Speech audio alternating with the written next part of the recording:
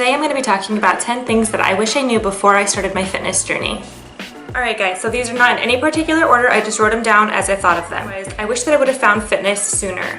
It took me 28 years before I got into fitness. So yeah, I had a really late start. I wouldn't start my fitness journey until after I had my son. Can you imagine the time that I had, the free time I had before having a kid? Yeah, I just wish they would have found it sooner. The weights are your friends. I definitely was part of the group that thought if I lifted weights that I'd get huge.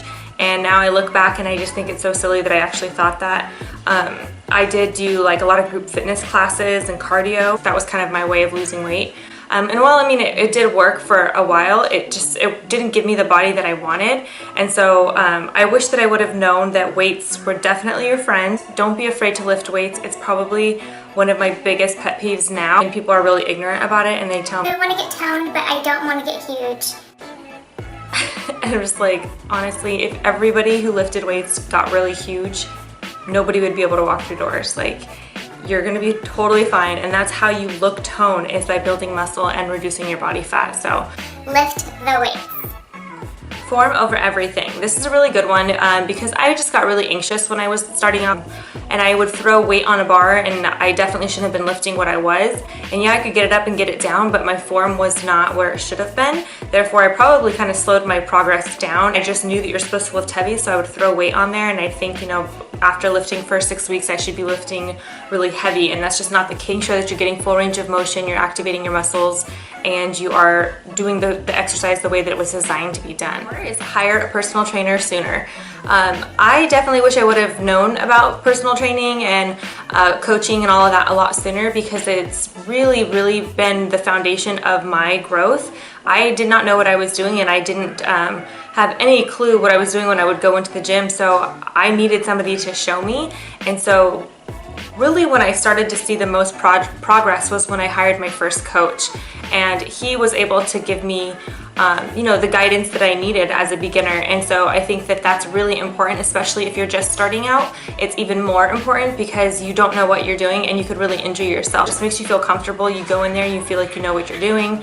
You recall how it felt, what it looked like. So it's definitely a really big added benefit to have a coach or a trainer. And I'm not just saying that because I'm a personal trainer. I actually became a personal trainer because I had hired one. So I knew how beneficial they were to my progress.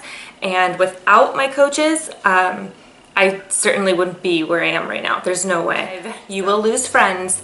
This is true. You will lose people that don't have the same interests as you anymore, and that's okay. It's not something that you should dwell over or be sad about. I mean, people change and you move on in life and you grow at different rates, and so if the people that you are around aren't supportive of your new lifestyle, then you don't have to just like cut them off and not talk to them anymore, but just know that you might have to start making new friends.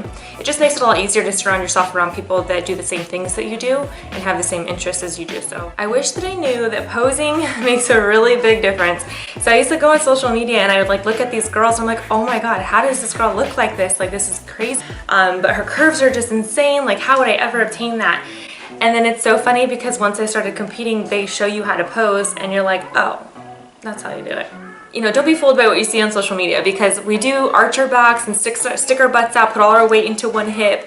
We'll, you know, make our waist look tiny. So there's a lot of different things that you can do, man. It's like, it's just how it is. I just wish I would have known that before, because I was really blinded by that and I compare myself to that, and it's just so unrealistic. So progress is not linear. When you go through life, it's not like this.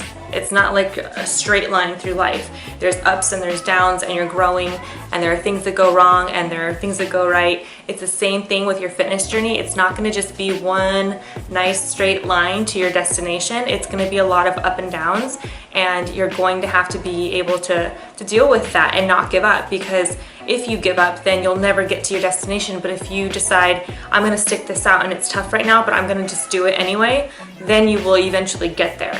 I wish I would have learned about weighing my food and tracking macros way sooner. I thought that I was eating healthy, but really I had no clue of what I was doing. I had meal prepped a bunch of food, and I thought that if there was chicken, brown rice, and vegetables, that I was eating healthy. I didn't know how much that I was supposed to be eating, you know, based on my goals.